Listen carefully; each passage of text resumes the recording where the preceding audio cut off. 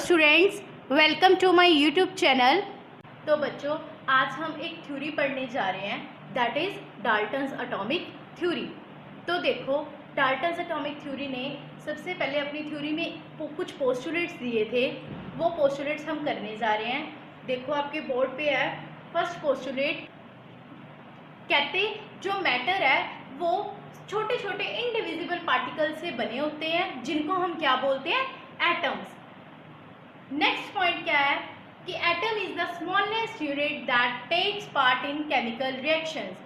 मतलब कि एटम एक ऐसा स्मॉलेस्ट यूनिट होता है, ऐसा स्मॉलेस्ट पार्टिकल है जो किसमें मतलब रिएक्शंस में, केमिकल रिएक्शंस में, केमिकल कॉम्बिनेशंस में क्या करता है, पार्टिसिपेट करता है। नेक्स्ट थर्ड पोस्टुलेट हमारे पास आ जाता है। वो क्या है कि atoms of the same element are identical in all respects. Means same atom same element के जो एटम्स है ना, वो कहते हैं आइडेंटिकल होते हैं इन ऑल रिस्पेक्ट्स। का मतलब है कि सेम साइज, शेप, मास और केमिकल प्रॉपर्टीज भी सिमिलर होती हैं सेम एलिमेंट के एटम्स के। ठीक है, तो आगे फोर्थ पोस्टुलेट आ जाता है कि atoms of different elements are different in all respects and have different masses. कि जो डिफरेंट एलिमेंट्स के एटम्स जो होंगे वो डिफरेंट होते हैं इन ऑल रिस्पेक्ट्स। मतलब उनके शेप, साइज, मासेस और केमिकल प्रॉपर्टीज सभी क्या होती हैं, डिफरेंट। किनकी, डिफरेंट एलिमेंट्स के एटम्स की। फिफ्थ पोस्टुलेट है नेक्स्ट, एटम्स ऑफ टू और more elements combine in fixed ratio two form compound atoms. इसका मीनिंग क्या है कि जो एटम्स दो या दो से ज़्यादा एलिमेंट्स के जो एटम्स है ना, वो कहते हैं कंबाइन करके फिक्स्ड रेशियो में, फिक्स्ड प्रोपोर्शन में, जो मैंने आपको प्रीवियस लेक्चर्स में भी बताया हुआ है। कंपाउंड जहाँ करवाया था आपको, उसकी डेफिनेशन मैंने बताई थी कि कंपाउंड की डेफिनेशन क्या होती है कि डेफिनेट प्रोपोर्शन में जो दो या दो से ज़्यादा एलिमेंट्स क्या करते हैं, कंबाइन करते हैं। तो वही यहाँ पे डाल्टन्स एटॉमिक थ्योरी का फिफ्थ पोस्टुलेट है कि जो एटम्स हैं दो या दो से ज़्यादा एलिमेंट्स के जब कंबाइन कर जाते हैं, लेकिन फिक्स्ड प्रोपोर्शन में कंबाइन कर जाते हैं जब, तो वो क्या बना देते हैं, कंपाउंड एटम्स। जिसको हम इन कंपाउंड एटम्स को हम क्या बोल देते हैं, कंपाउंड एटम्स को हम बोल देते हैं मॉलिक्यूल्स। क्या बोल देते हैं, मॉलिक्यूल्स। आगे आ जाती हैं डाल्टन्स एटॉमिक थ्योरी की लिमिटेशंस। तो अब कुछ लिमिटेशंस थी उसने डाल्टन्स एटॉमिक थ्योरी ने, डाल्टन ने अपनी थ्योरी में जो पोस्टुलेट्स तो दिए थे, लेकिन इसके बावजूद कुछ लिमिटेशंस थी। वो क्या थी, देखो फर्स्ट लिमिटेशन है कि fail to explain why atoms of different elements have different masses, size and valences etcetera. Means एक तो उसने ये नहीं एक्सप्लेन किया था कि डिफरेंट एलिमेंट्स के जो एटम्स होते हैं, उसने बोला था, पोस्टुलेट दिया था कि डिफरेंट एलिमेंट्स के जो एटम्स होते हैं कि उसके डिफरेंट प्रॉपर्टीज होती हैं सभी, लेकिन उसने ये बताया नहीं था, एक्सप्लेन नहीं किया था कि क्यों होती हैं ऐसा, कि डिफरेंट एलिमेंट्स के एटम्स के different masses, size, valences, chemical properties different क्यों होती हैं, उसके बिहाइंड जो रीज़न है वो उसने नहीं बताया था। Second one is can't explain the nature of forces that bind together atoms. Means उसने जो भी एटम्स को, कोई तो फोर्स है ना, फोर्स ऑफ अट्रैक्शन, जो एटम्स को एक मॉलिक्यूल में इकट्ठे बाइंड करके रखती है, होल्ड करके रखती है। तो ऐसे तो एटम्स अपने आप तो होल्ड रह नहीं सकते बिना किसी फोर्स के, तो इसका मतलब कुछ तो फोर्स है ना उनके बीच में, जो एक मॉलिक्यूल में एटम्स को बाइंड करके रखती है इकट्ठे। तो उसके नेचर को भी इसने एक्सप्लेन नहीं किया था डाल्टन ने। अब third limitation Dalton's atomic theory की ये है कि उसने एलिमेंट और कंपाउंड में भी अच्छी तरह से सेटिस्फैक्ट्री मतलब एक्सप्लेनेशन नहीं दी थी कि एलिमेंट और कंपाउंड में क्या डिफरेंस है, या एटम या मॉलिक्यूल में क्या डिफरेंस है, उसने ये चीज़ नहीं बताई थी, इस पर पूरी एक्सप्लेनेशन नहीं दी थी। नेक्स्ट वन इज कि वो गे-लुसेस लॉ जो है उसको भी एक्सप्लेन करने में फेल हो गया था, उसको भी अच्छी तरह से एक्सप्लेन नहीं कर पाया था। तो ये सभी क्या थी, लिमिटेशंस, अब जो हमने की हैं डाल्टन्स एटॉमिक थ्योरी की। अब आगे चलते हैं मॉडर्न एटॉमिक थ्योरी की तरफ, जो क्या था, जिसमें मतलब न्यू डिस्कवरीज हुई, तो जिसके कारण नई डिस्कवरीज के कारण जो डाल्टन्स एटॉमिक थ्योरी थी उसमें कई तरह की मॉडिफिकेशंस की गई, और उन मॉडिफिकेशंस को करने के बाद उस थ्योरी को इन्होंने नेम दे दिया एक, वो क्या नेम दिया, मॉडर्न एटॉमिक थ्योरी। तो वो देखते हैं कि क्या उसमें मॉडिफिकेशंस हुई आगे। जा रहे हैं आगे मॉडर्न एटॉमिक थ्योरी, जो कि कुछ डाल्टन्स एटॉमिक थ्योरी में कुछ मॉडिफिकेशंस हुई थी, और फिर आगे ये थ्योरी आई मॉडर्न एटॉमिक थ्योरी। जो मॉडिफिकेशंस हुई थी वो इन्होंने क्या मॉडिफिकेशंस की थी, देखो। First point is atom is composed of sub atomic particles such as electrons, protons and neutrons. इस थ्योरी के अकॉर्डिंग क्या था कि जो एटम है वो सब एटॉमिक पार्टिकल्स से बना है, जो कौन कौन से हैं, इलेक्ट्रॉन्स, प्रोटॉन्स एंड न्यूट्रॉन्स। इनको क्या बोलते हैं हम, सब atomic particles. Second one is atoms of same element not be similar in all respects. इस मतलब जो एटम्स हैं सेम एलिमेंट्स के एटम्स थे, कहते जैसे पीछे हमने डाल्टन्स एटॉमिक थ्योरी में किया था कि जो सेम एलिमेंट के एटम्स हैं वो क्या होंगे, उनकी सभी प्रॉपर्टीज जो है सिमिलर होंगी, केमिकल प्रॉपर्टीज भी, साइज में भी, शेप भी, मास भी, सब में वो सिमिलर होंगे। लेकिन मॉडर्न एटॉमिक थ्योरी के अकॉर्डिंग जो एटम्स, वो कहते थे कि मॉडर्न एटॉमिक थ्योरी कहती थी कि जो सेम एलिमेंट के एटम्स है ना वो सिमिलर हो भी सकते हैं इन ऑल रिस्पेक्ट्स या नहीं भी हो सकते। जैसे एग्जाम्पल समझो, अब देखो यहाँ पे, अब देखो क्लोरीन हमारे पास है, क्लोरीन के कहते हैं ना दो आइसोटॉप्स प्रेजेंट होते हैं। आइसोटॉप्स कौन से होते हैं, देखो आइसोटॉप्स क्या होते हैं, पहले आइसोटॉप्स समझो।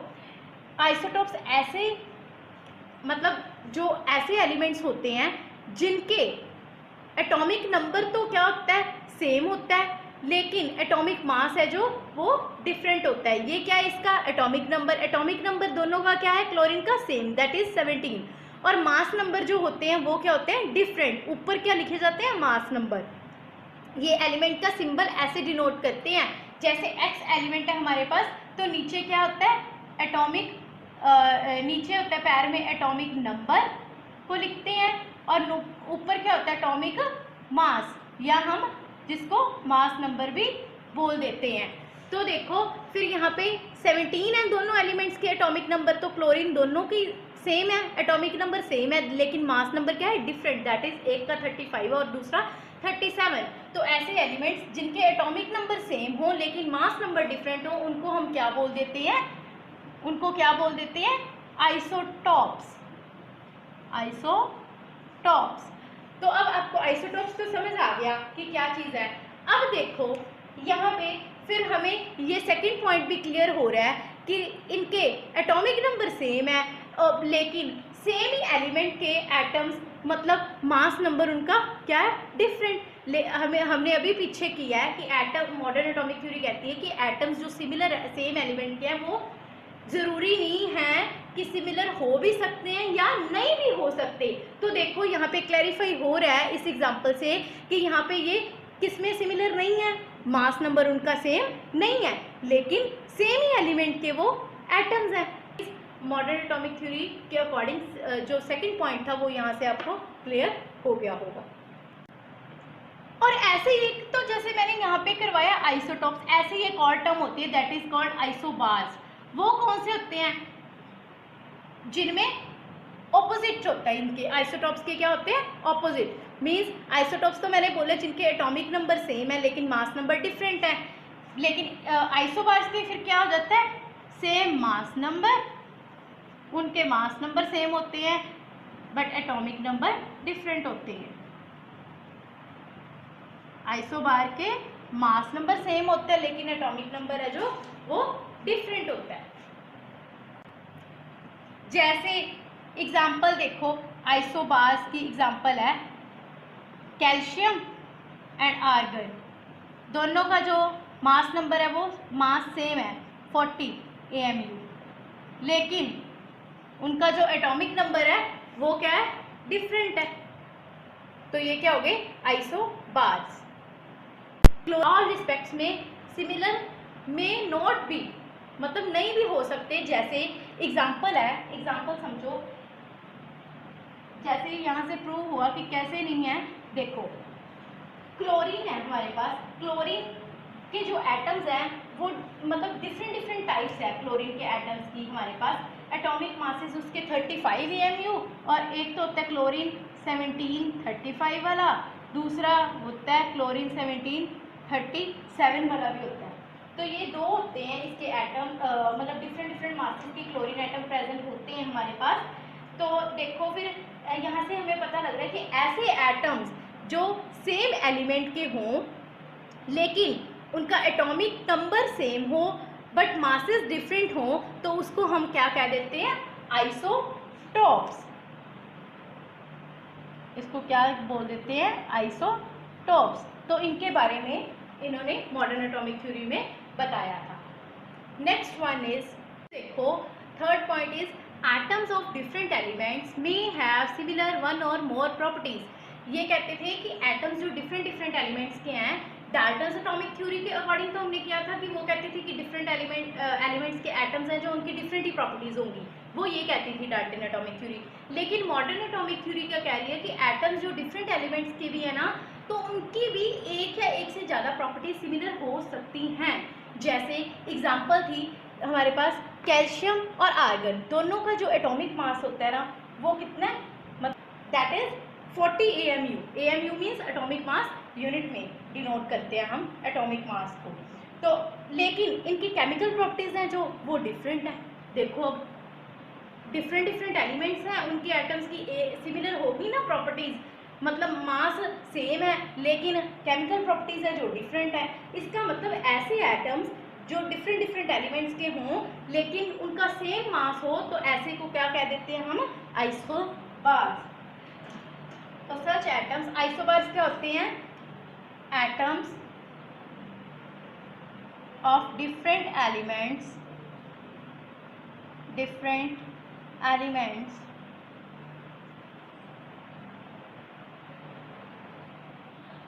which possess same mass,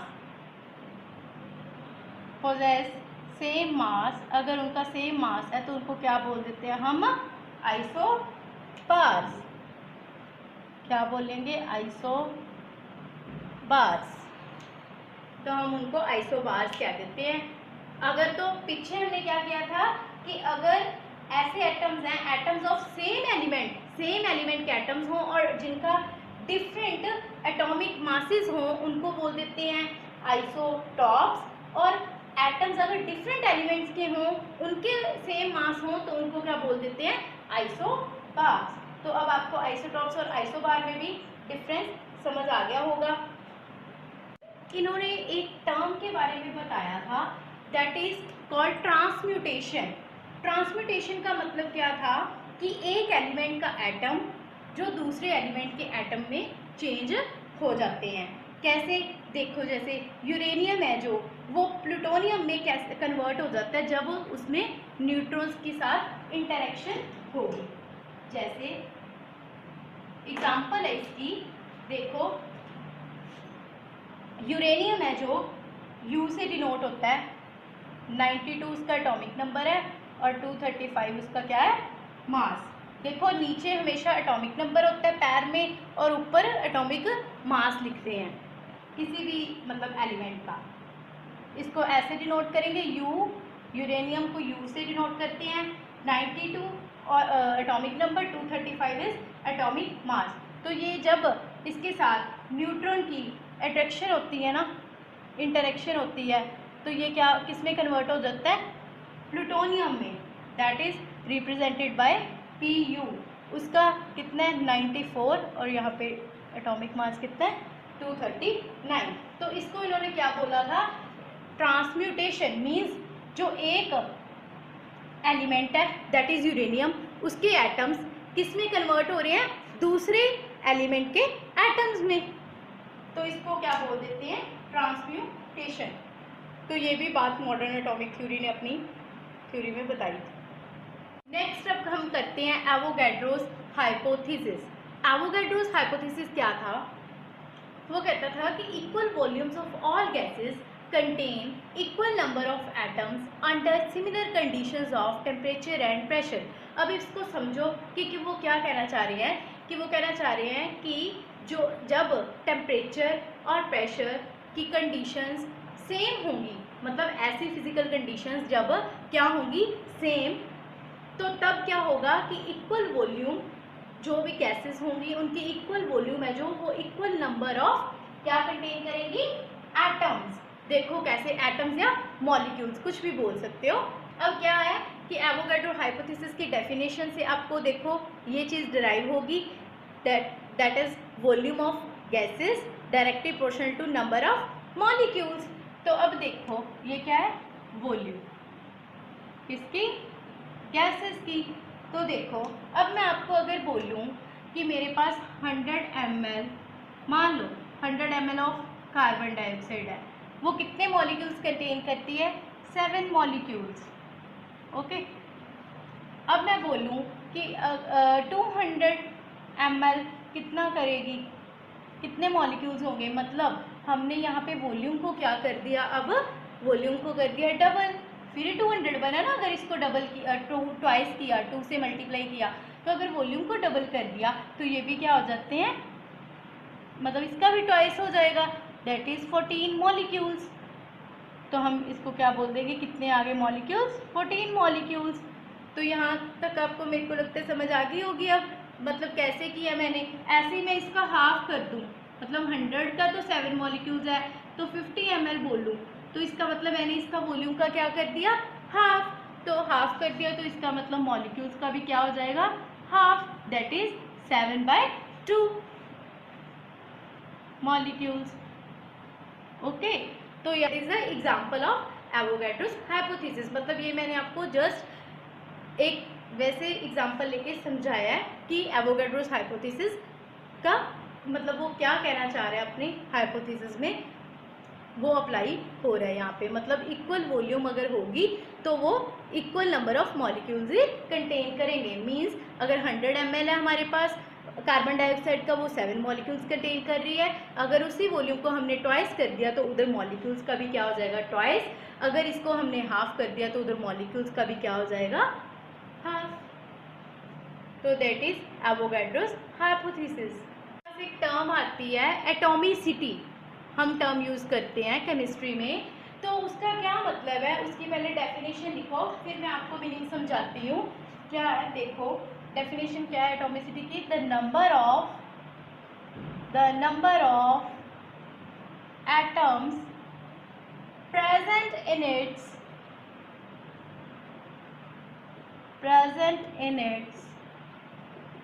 one molecule of a substance। तो उसको हम क्या बोल देते हैं, एटॉमिसिटी। अब यहाँ से एग्जाम्पल आपको समझाऊंगी, वो वहाँ से आपको अच्छी तरह से समझ लगेगा कि एटॉमिसिटी क्या चीज़ है। देखो उन्होंने क्या बोला है, the number of atoms present in its one molecule of a substance. मतलब कोई भी सब्सटेंस है या कोई भी मतलब एलिमेंट है, उसके जो वन मॉलिक्यूल, एक मॉलिक्यूल में जितने नंबर ऑफ एटम्स प्रेजेंट हैं उसको हम क्या बोल देते हैं, एटॉमिसिटी। अब एग्जांपल समझो, देखो वाटर है, वाटर का मॉलिक्यूल है हमारे पास, वाटर एक मॉलिक्यूल है, तो वाटर है, उसमें 2 एटम्स हाइड्रोजन के प्रेजेंट हैं, एक एटम किसका है, ऑक्सीजन का। तो हमें पता है कि अगर 2 एटम्स कंबाइन कर जाएं वो क्या बना देते हैं, 1 मॉलिक्यूल। एक मॉलिक्यूल की इक्वल ही होता है ना, तो अगर 1 एटम हुआ तो वो मतलब हाफ मॉलिक्यूल के इक्वल हो गया, यही हुआ ना। तो फिर हमने क्या बोला है कि number of atoms present in its one molecule of a substance. मतलब यहाँ पे अगर हम एटॉमिसिटी ऑक्सीजन की बतानी है, मान लो हमने वाटर में, तो एटॉमिसिटी जो ऑक्सीजन की होगी वो किसके इक्वल होगी, क्या होगी एटॉमिसिटी ऑक्सीजन की यहाँ पे। तो यहाँ पे देखो एटॉमिसिटी जो ऑक्सीजन की हम कैसे निकालेंगे, उन्होंने कहा एटॉमिसिटी होती है number of atoms present in its one molecule of a substance. तो 2 एटम्स हैं जो 1 मॉलिक्यूल के इक्वल होता है, और 1 atom it means half molecule के इक्वल हो गया। तो यहाँ पे ऑक्सीजन का कितना है, 1 एटम है, 1 एटम मीन्स हाफ मॉलिक्यूल। तो अगर इसका पर हमने एटॉमिसिटी की होती है 1 मॉलिक्यूल, तो इसके 1 मॉलिक्यूल में कितने होंगे, 2 एटम्स, तो एटॉमिसिटी ऑक्सीजन की क्या होगी, 2। वाई? बिकॉज जो यहाँ पे क्या है, एक एटम प्रेजेंट है, एक एटम प्रेजेंट है ना ऑक्सीजन का, मीन्स वो तो हाफ मॉलिक्यूल के इक्वल है, पर लेकिन उन्होंने डेफिनेशन में कहा है कि वन मॉलिक्यूल में जितने प्रेजेंट है, तो वन मॉलिक्यूल में इसके कितने प्रेजेंट होंगे, 2 एटम्स। ओके, तो नंबर ऑफ एटम्स जो वन मॉलिक्यूल में प्रेजेंट होते हैं वो क्या है, एटॉमिसिटी। तो फिर यहाँ पे क्या आ गई, इसकी एटॉमिसिटी क्या आ गई, 2, क्योंकि एक मॉलिक्यूल में कितने एटम्स प्रेजेंट है, ऑक्सीजन के 2। ओके स्टूडेंट्स, आज के लिए इतना ही, यहीं पे हम अपनी वीडियो है जो वो समाप्त करते हैं।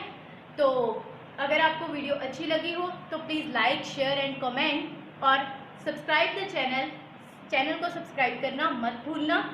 तो अगर आपको किसी भी मतलब पीछे जो प्रीवियस लेक्चर्स में भी मैंने लॉज करवाए हैं या आज भी कोई थ्योरी करवाई है, उसमें कोई भी अगर आपको डाउट वगैरह है या किसी भी न्यूमेरिकल में प्रॉब्लम आती है तो आप कमेंट बॉक्स में रिप्लाई कर सकते हो, डाल सकते हो। मैं उस कन्फ्यूज़न को या डाउट को आपकी ज़रूर क्लियर करूँगी। तो okay, thank you, have a nice day.